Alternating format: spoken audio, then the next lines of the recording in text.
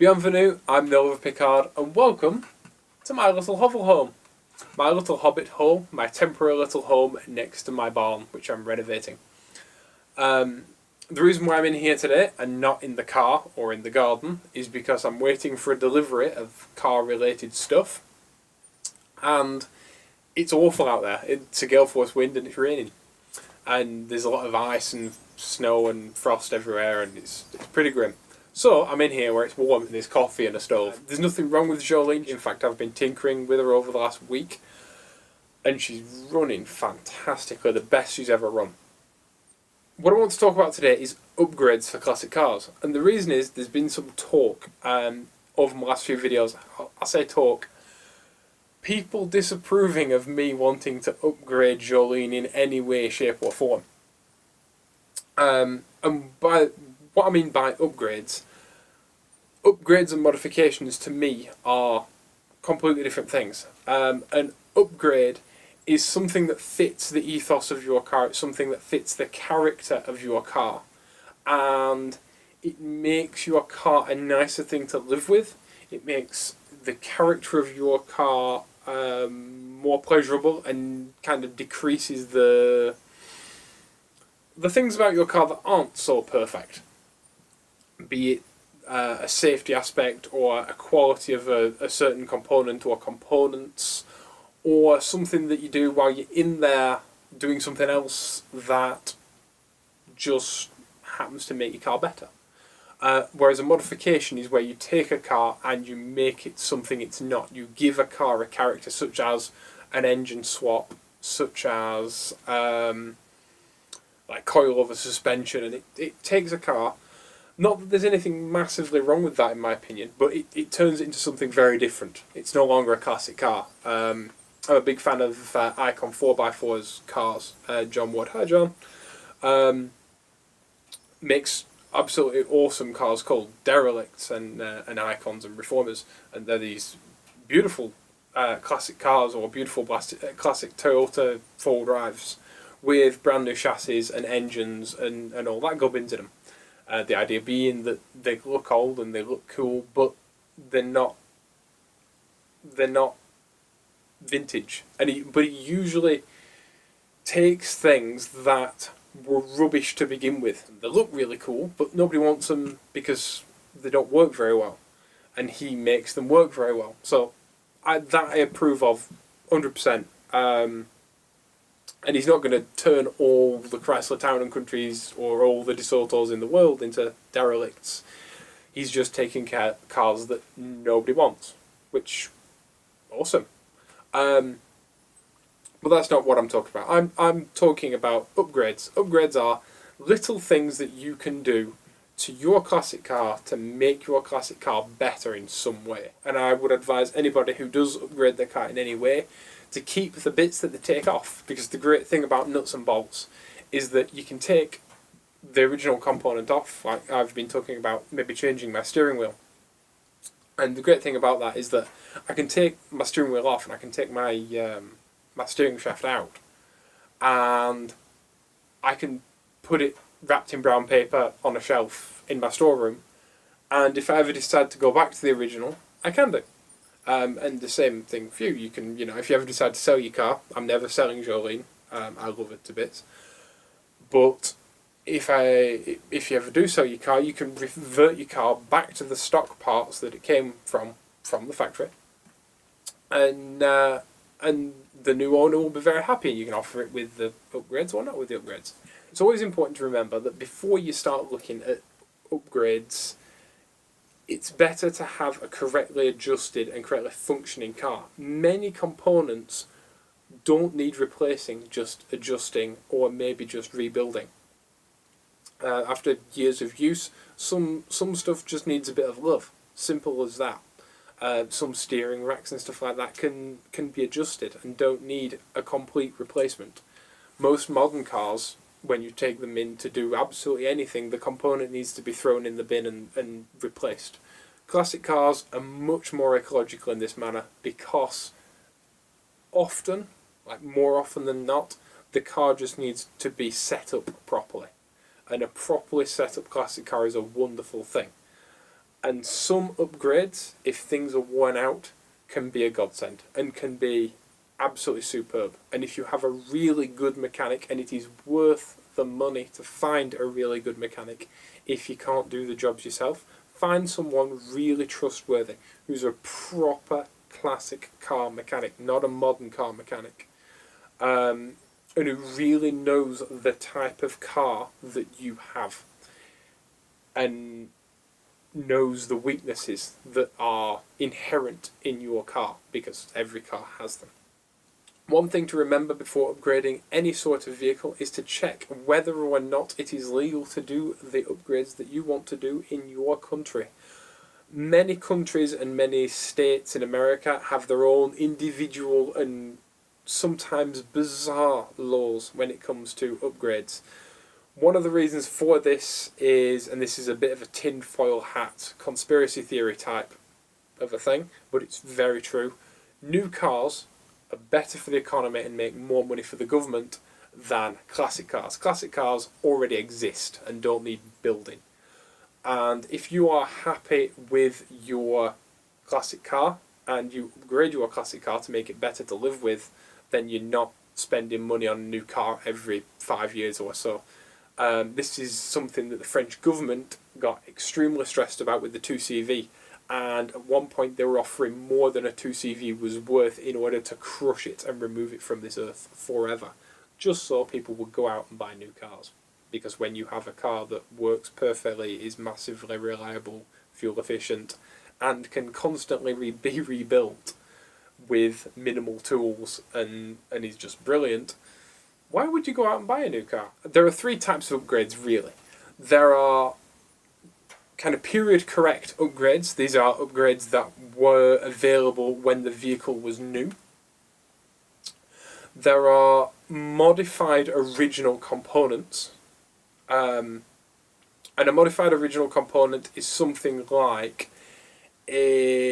specifically, for example, a traction avant master cylinder. Traction avant master cylinders were cast, and over time and over use of the brakes, the little piston inside the master cylinder wears out the bore of the master cylinder.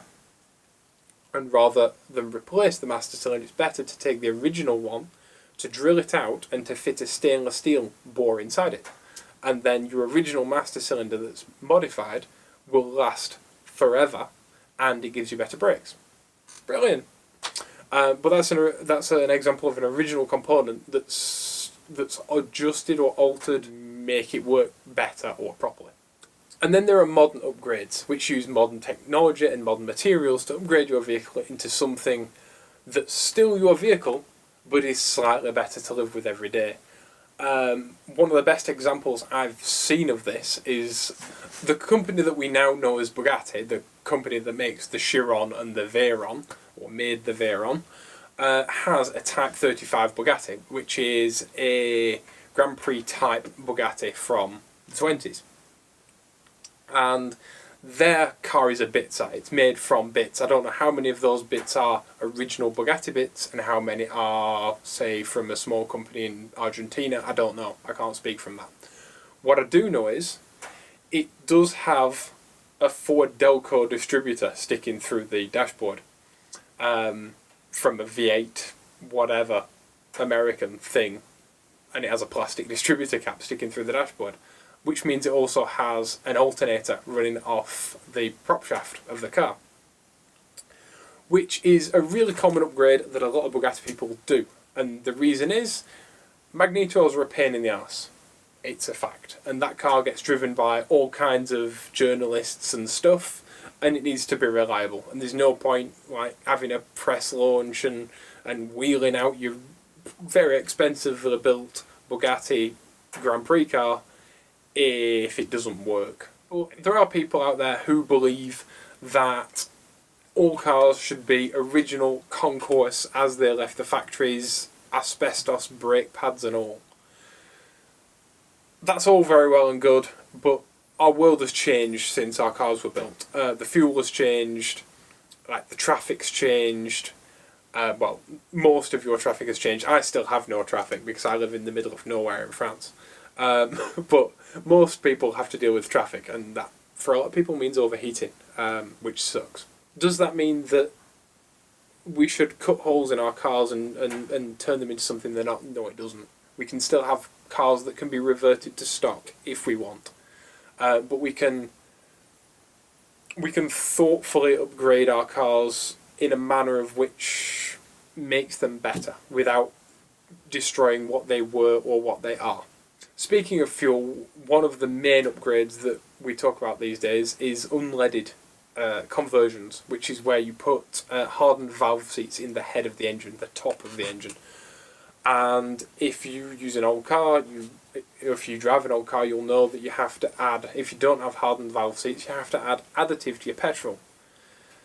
This is okay, but it's a stopgap measure because the additive isn't designed for all petrols and it's not going to work as well as hardened valve seats. To me, this is a case where drilling into a cylinder head of your car is acceptable because we're never going to put lead back in fuel. It's just not going to happen. And our fuel is going to become increasingly ethanol based, and one day it may be the only fuel that's available. So it's something where it doesn't change the character of your car at all, other than making it more reliable. One of the most popular upgrades for a classic car is electronic ignition. Electronic ignition gets rid of your condenser, distributor and points. What an electronic ignition module does is it basically controls your spark plug ignition with an electronic controlled module, and it replaces, like I say, your distributor and stuff. What a distributor does is it has an arm that spins around and makes contact with points. Each point relates to a spark plug and it sends power to that spark plug, making a spark and igniting your fuel. But there's a lot of stuff that touches in there, and certain distributors aren't very reliable, certain condensers aren't very reliable, and converting to electronic ignition makes your car more powerful, more fuel efficient, more reliable, and gives you a better cold start and smoother running. So it's easier on your engine and more efficient in every single measurable way. So it's pretty much brilliant. And it goes very handy with iridium spark plugs, which do all of the same things. They give you a better cold start, they give you better running. Iridium spark plugs have a much finer point on them as well, so they're much better at igniting fuel, and they don't need gapping, and they last much, much longer than normal spark plugs. Another upgrade worth considering is waterless coolant and a thermostatically-controlled fan. The first one of those, waterless coolant, basically is coolant that fits in your radiator if you've got a water-cooled car, that doesn't boil off, doesn't overheat, and carries on cooling your car when your car starts getting hot. A good way to cool your car down when it starts getting hot, as well as waterless coolant, is a thermostatically-controlled fan. That's an electric fan, fits behind your radiator, no one needs to know it's there, and when your car starts getting warm, it turns on automatically and cools it down. Another brilliant cooling upgrade is exhaust wrap. You can't do it to a 2CV because the exhaust is built into the intake, but on most cars, exhaust wrap is a great thing. It wraps onto your exhaust manifold and it keeps the temperature in the exhaust, which improves the efficiency of your engine because it keeps the hot air that's in your exhaust all hot and expanded, so it rushes out faster, creating a vacuum, so that when when your exhaust valve opens, it sucks the exhaust gases out and creates, like I say, a much more efficient system. But it can also decrease the under-bonnet temperatures of your engine by up to 70%. Something I would call a while you're in there upgrade would be something like brake lines.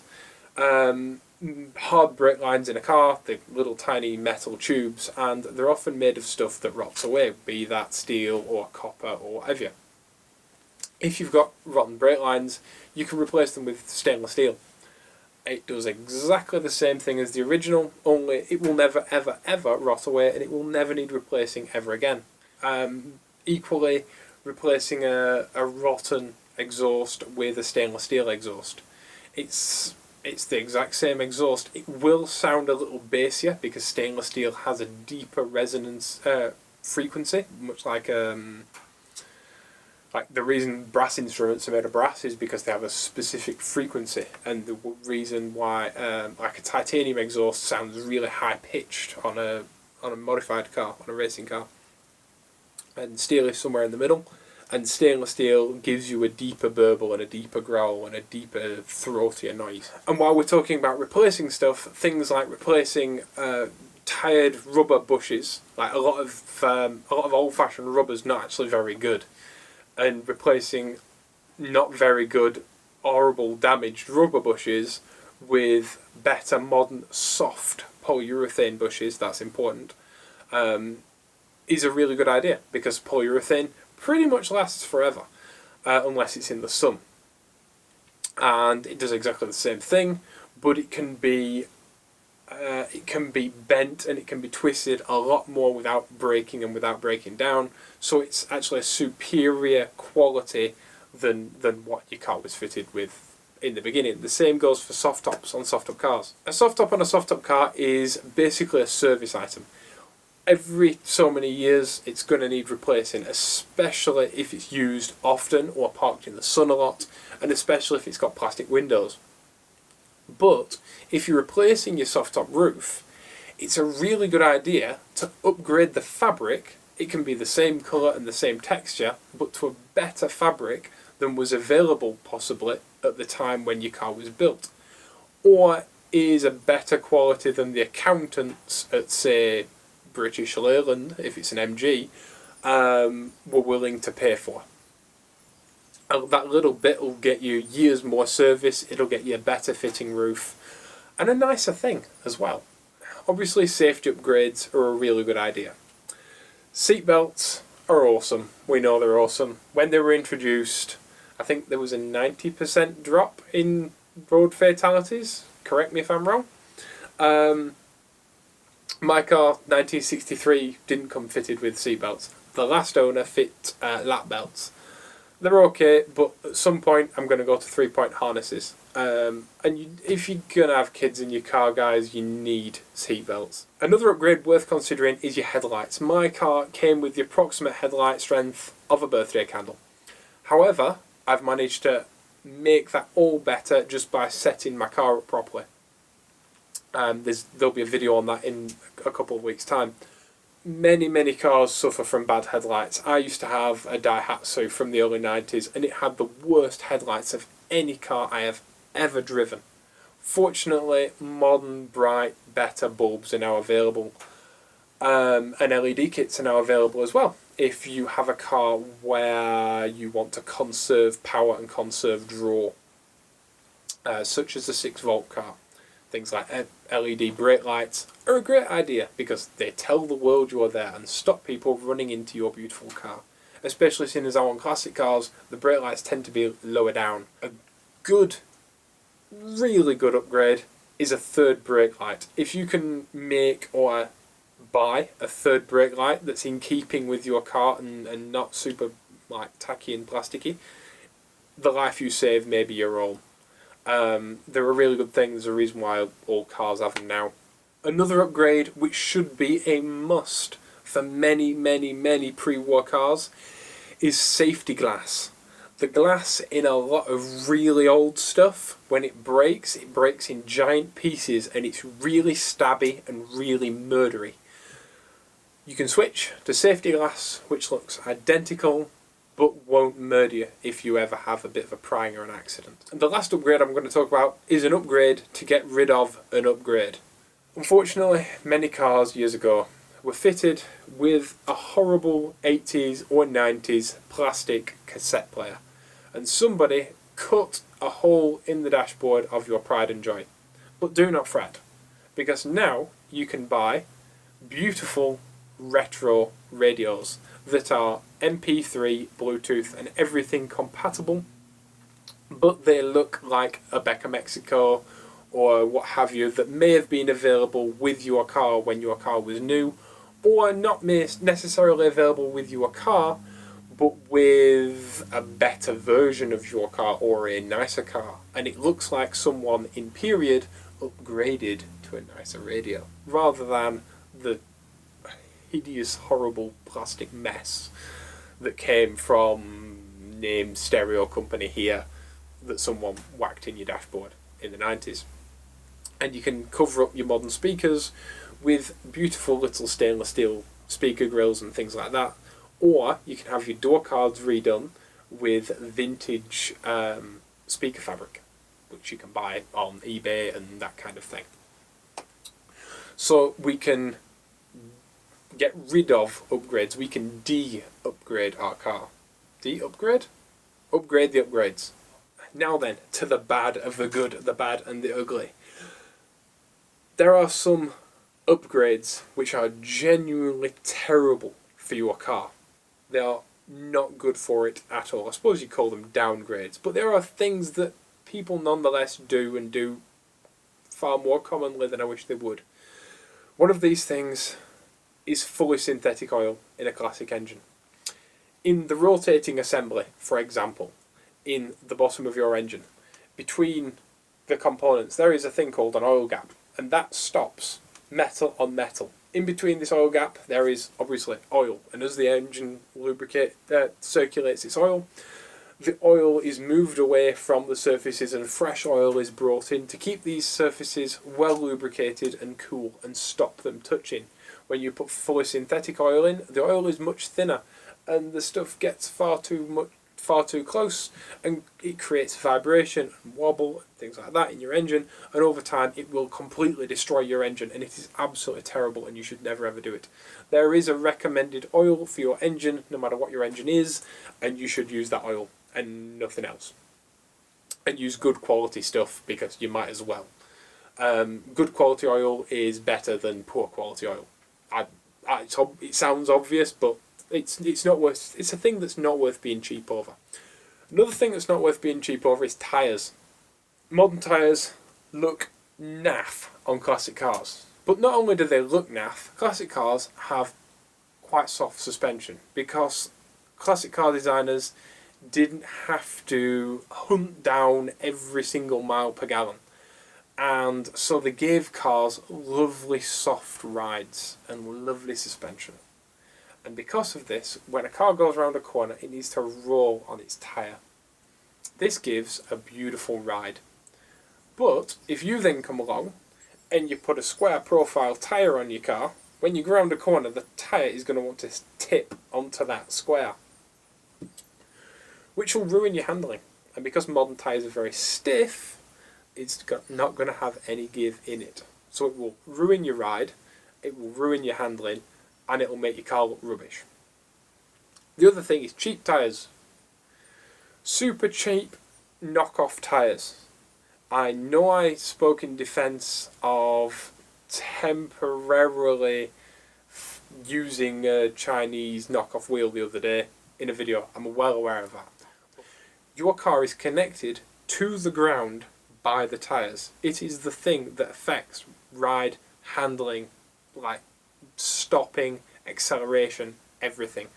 Cheap naff tyres are terrible and are at some points dangerous. And I've seen brand new Ferrari Italias with Chinese tyres on. Of all the things to be cheap on, like, don't be cheap with something that may need to save your life. And on a 2CV, fit Michelin's. The car was built by Michelin, it should have Michelin tyres. They're what work best on the car because it's what the car was designed for. Often there are cars that were designed with a specific tyre in mind. If you don't know what that tyre is, I suggest you get in contact with someone like Longstone Tyres or a classic specialist that deals in tyres. Before I mentioned polyurethane bushes. Polyurethane bushes are a great thing if you use the really soft ones. Track cars suck on the road. They are designed for a track. A track is a very different thing from a road. And if you want a little bit more performance, one of the worst things you can do is put solid bushes in a road car. They'll ruin the ride of your car, and they'll ruin the compliance of your car. Track cars are good on a track and nothing else. If you are looking for lap times, like solid bushes and hard poly bushes can be a good thing, but otherwise steer well clear of them. Soft bushes are far better, you'll get a better ride, and your car will thank you because it won't be just this rough rattle box. A racing car is good for racing, but not so good to live with. Another downgrade that is utterly terrible for your car is removal of the air filter. The air filter is there to stop bits of debris and dust going into your engine, and the bores of your engine, where the piston goes up and down, are oily and sticky.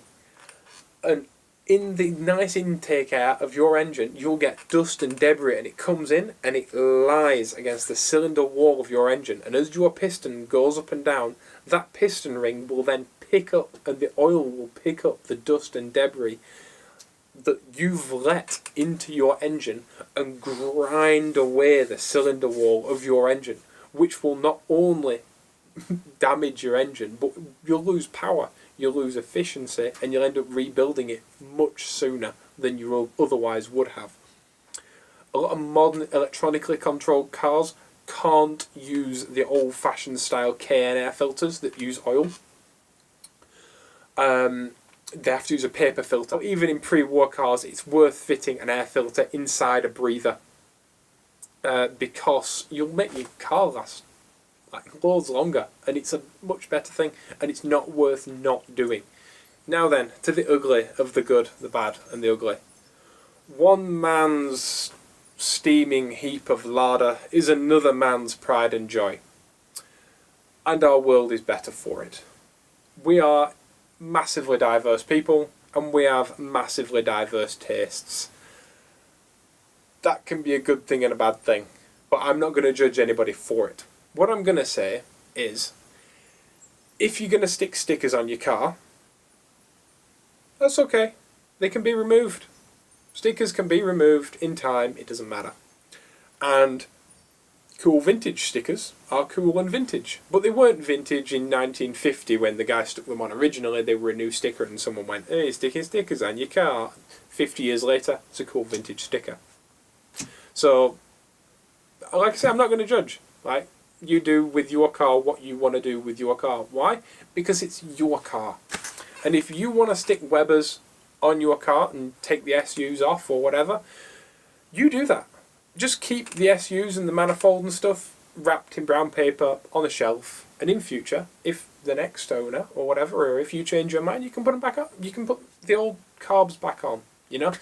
If you want to stick modern wheels on your classic car, personal hate of mine, I personally believe that it's much better to backdate a car than update a car. So even if you put more modern upgrades in your car, if you can make them look older than your car, that works. That's why mini lights look good on every car, because mini lights were designed, aren't they inspired by Second World War aircraft wheels?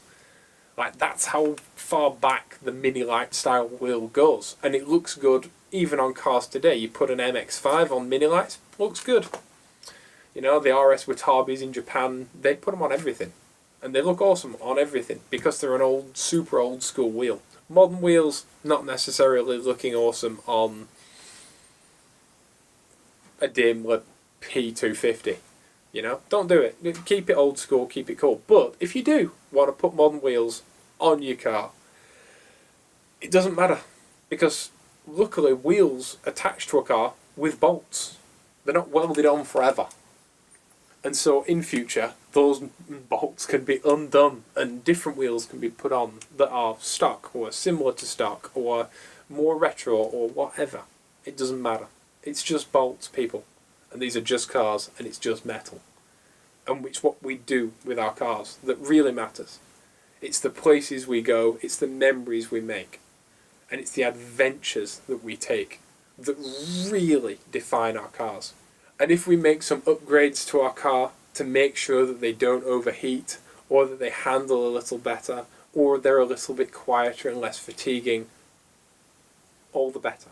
Okay guys, one last bit of news is that I've been replying to every single comment that you guys write down in the comments, because I think it's awesome that you guys take time out of your day to watch these. I think it's awesome that you guys then take a little bit of extra time to let me know what you think. But I've noticed that I'm answering the same questions quite often. So what I'm going to do, instead of keep answering everybody's comments all the time, I'm still going to read all of your comments, don't worry, but I'm actually going to create a reading your comments video every now and then. I've got the next few videos planned out already, but after that I think I'm going to do a reading your comments, and I'll do a nice long video reading comments, answering questions, not necessarily 2CV questions about anything as long as it's reasonably sane, and hopefully I'll be able to get all your questions answered, and that's a way that you guys can interact with me and the channel and learn more about Jolene, or I can answer your questions about your cars, or whatever you may want to ask. So thank you all for all your comments, guys. They are massively appreciated, and I do read every single last one of them. Thank you all for your likes. They help the channel massively and get these videos promoted to other people. That's what that does. And if you want to subscribe to my channel, there's a head button at the end of these videos, along with the suggested videos. That's my channel logo. If you click on that, it will subscribe you directly to this channel. Thank you very much for watching. Please be awesome to each other, and I'll see you all in the next video. Bye bye. Baby, let's fly. Baby, let's fly. And let's soar. We'll find the space between what might have been and what happened before. Baby, let's fly. So far away. We'll fill the space within what might have been with what happened.